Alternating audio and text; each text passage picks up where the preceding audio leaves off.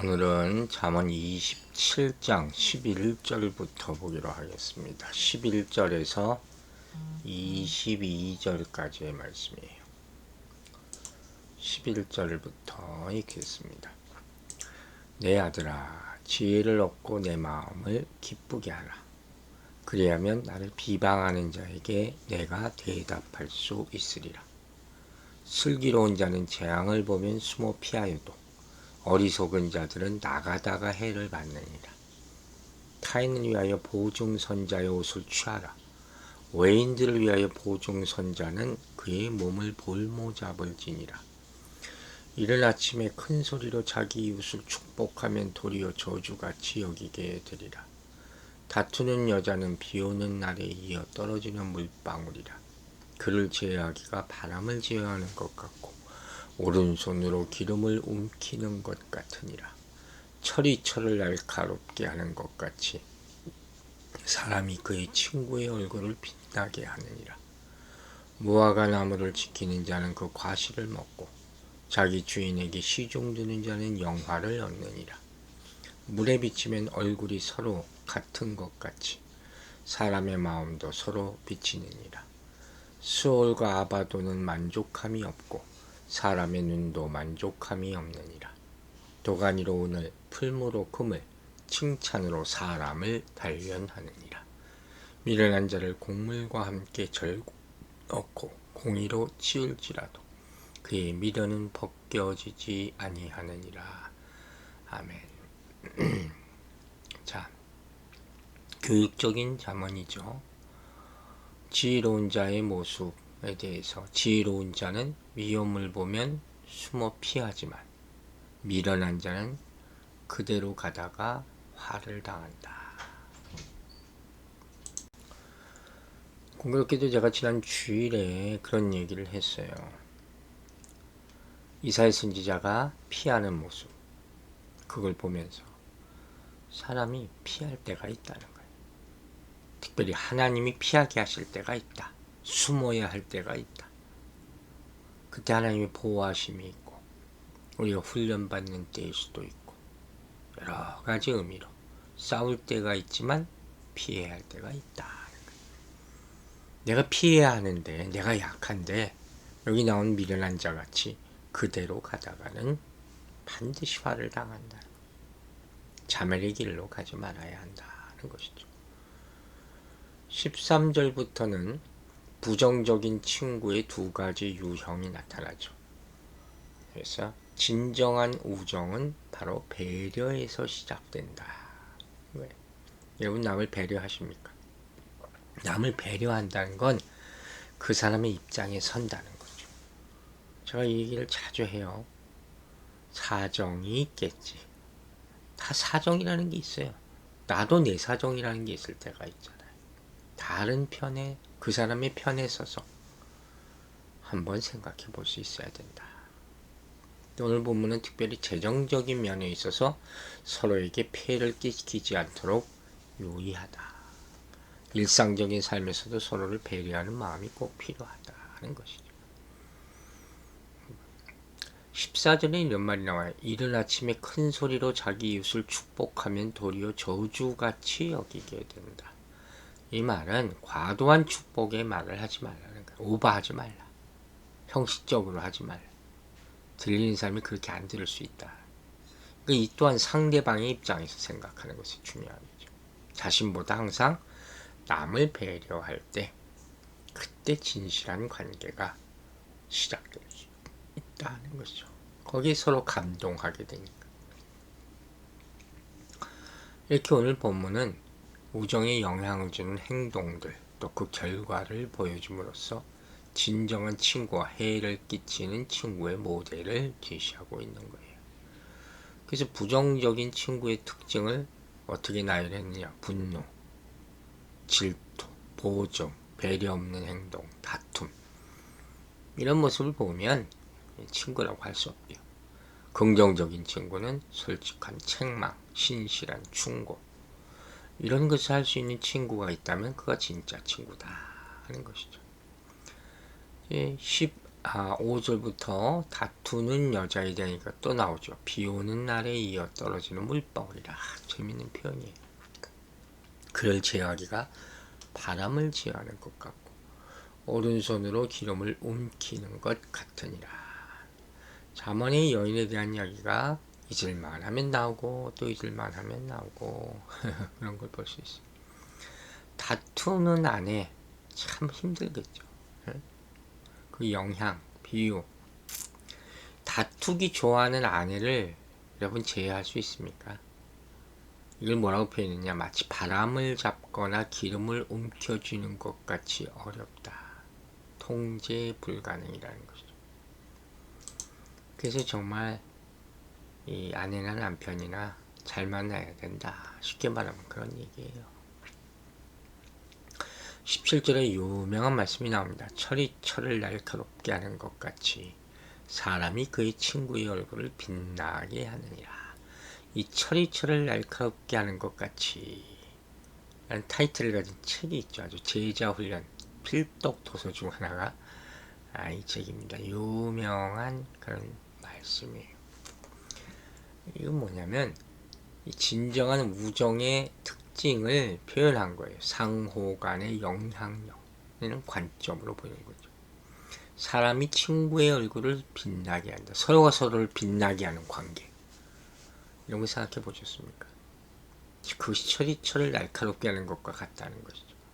즉, 친구 간에 서로 주고받는 상호 발전적인 영향력이 쇠를 사용해서 다른 쇠를 날카롭게 하는, 서로 쾅창창창 비비고 하면 서로 날이 선다는 거죠. 즉, 참된 우정이라는 것은 서로 좋은 영향력을 주고받는 관계여야 된다. 그런 친구가 있기를 바랍니다. 이게 친구 덕분에 자신의 모난 부분이 깎이고 빛나게 된다는 거예요. 그럴 수 있을 것 같아요. 이 진실한 우정을 통해 얻을 수 있는 소중한 유익이 된다는 것이죠. 좀 쉽지는 않을 거라 생각이 됩니다. 18절은 무화과 나무를 지키는 자는 그 과실을 먹고 자기 주인에게 시종드는 자는 영화를 얻느니라. 이렇게 시작하고 있어요. 성실한 자에 대한 잠언이죠. 주인에게 충성하는 자가 영화를 누릴 것이다. 는 가르침을 보여주기 위해서 무화과나무를 돌보는 자가 그 열매를 먹는다는 자연의 이치를 보여주고 있어요. 이 열매를 얻기 위해서는 꾸준히 노력해야 된다는 것입니다. 그리고 19절에서는 물에 비치면 얼굴이 서로 같은 것 같이 사람의 마음도 서로 비치니라 그랬어요. 이 19절은 친구 사이의 영향력에 대한 자문이에요. 물의 얼굴을 비춰보는 것처럼 친구는 서로의 마음을 드러낸다. 이런 가르침이죠. 20절은 스올과 아바도는 만족함이 없고 사람의 눈도 만족함이 없다. 인간의 눈이 갖는 탐욕 끝이 없죠. 그 눈이라는 게 어쩔 때는 정말로 하나님의 영광을 보기 위해서 하나님이 주신 것일 텐데 그걸 위해서 사용되는 시간이 얼마나 될까? 그렇죠? 보지 말아야 될 걸 너무 많이 보는 것 같아요. 21절 도가니로 은을, 풀무로 금을, 칭찬으로 사람을 단련한다. 은과 금을 재련하기 위해서 도가니와 풀을 쓰는 것처럼 사람을 순수하게 만드는 과정에 칭찬이라는 수단이 필요할 때가 있다는 것이죠. 그런데 이게 잘 써있죠. 칭찬은 다른 사람이 내리는 평가예요. 그리고 사람들 사이의 관계 속에서 내려지는 평가가 되어야 한다는 거예요. 앞서 봤듯이 칭찬뿐만 아니라 날카로운 비판, 철이철을 날카롭게 하는 것 같이 그랬잖아요. 이게 유익이 될 수 있다는 거죠. 그렇기 때문에 나에게 주어진 칭찬에 자만하지 말고 그에 합당한 삶을 살아가고자 노력할 때 그 칭찬이 비로소 사람을 단련시킬 수 있다는 그런 말씀을 하는 것입니다. 그리고 됨됨이, 사람 됨됨이란 말 하잖아요. 이 됨됨이는요, 어떻게 할 수 있어요? 고난, 유혹 이런 시험을 통해서 증명될 수 있는 거예요. 평상시에는 몰라요. 우리는 고난을 통해서 한계를 깨닫고 인내를 배우게 되죠. 칭찬받는 것은 누구나 원하는 기분 좋은 일이죠. 칭찬받고자 하는 욕구가 행동의 주요 동기가 될 수도 있어요. 특별히 어렸을 땐 그렇죠. 뭐 시험 하나 잘 보면 맛있는 거 먹고 이럴 때가 있었으니까. 하지만 성숙한 사람은 칭찬받을수록 교만을 경계하고 집중력과 긴장감을 지키려고 애쓴다는 거예요. 풀어지지 않으려고 하는 거예요. 그런 사람이야말로 상을 받는 자리에서 이 칭찬을 더 잘하라는 채찍으로 알고 더 열심히 하겠다 이렇게 말하는 거죠. 옛날에 무슨 영화제에 나오는 이 배우들이나 영화 배우들 이런 사람들 그런 말 많이 하더라고요. 상 받는 사람이 더 열심히 하라는 채찍질로 생각하겠습니다. 겸손한 거죠. 여러분 아시다시피 갈라디아서를 보면 갈라디아서에 성령 열매가 나오잖아요. 절제가 돼. 절제는 뭐예요? 자신의 권리를 사용하지 않는 게 절제 아닙니까? 칭찬받을 때 스스로 절제하는 사람이 바로 성숙한 사람이다 하는 것이고, 절제를 위한 가장 좋은 방법은 항상 감사하는 것이다 하는 거예요. 그러면 여러분, 칭찬해준 사람이 있으면 그 사람에게 또 그런 순간을 주신 하나님께 영광 돌리고 감사하는 여러분 되시기를 바랍니다. 마지막 22절은 미련한 자를 곡물과 함께 절구에 넣고 공의로 찌울지라도 그의 미련은 벗겨지지 아니한다. 미련한 자의 완고함, 그걸 벗을 길이 없다. 절구에 공의를 넣어서 공의로 쪄도 안 없어져. 그 제거되기가 어렵다. 지혜를 구해야 된다 하는 것이죠. 오늘 보면 이런 말씀이에요. 우리는 하나님과 다른 사람들과의 진실한 관계 속에서 다듬어 갈 수 있다. 철이 철을 날카롭게 한다 했어요. 사람은 다른 사람과 함께 성장하는 거예요. 사회적 동물이라 그랬어요. 교회도 마찬가지죠. 믿음의 공동체 안에서 진실한 관계를 맺으면서 거룩한 믿음의 사람으로 성장해 가게 되는 것이죠. 이렇게 진실한 관계를 세워가기 위해서는 지혜롭고 배려심 있는 신앙인이 되어야 할 것입니다. 여러분, 옳은 말이라도 상대방의 입장을 고려해서 말하는 지혜가 필요해요. 우리는 먼저 우리에게 붙여주신 믿음의 공동체로 인해 하나님께 감사해야 합니다. 공동체 안에서 언제나 진실한 말을 하고 사랑하는 마음으로 주위를 돌아봐야 할 것입니다. 우리가 주위 사람들을 빛나도록 할 때에 공동체 전체가 빛이 난다는 점을 기억하시기 바랍니다.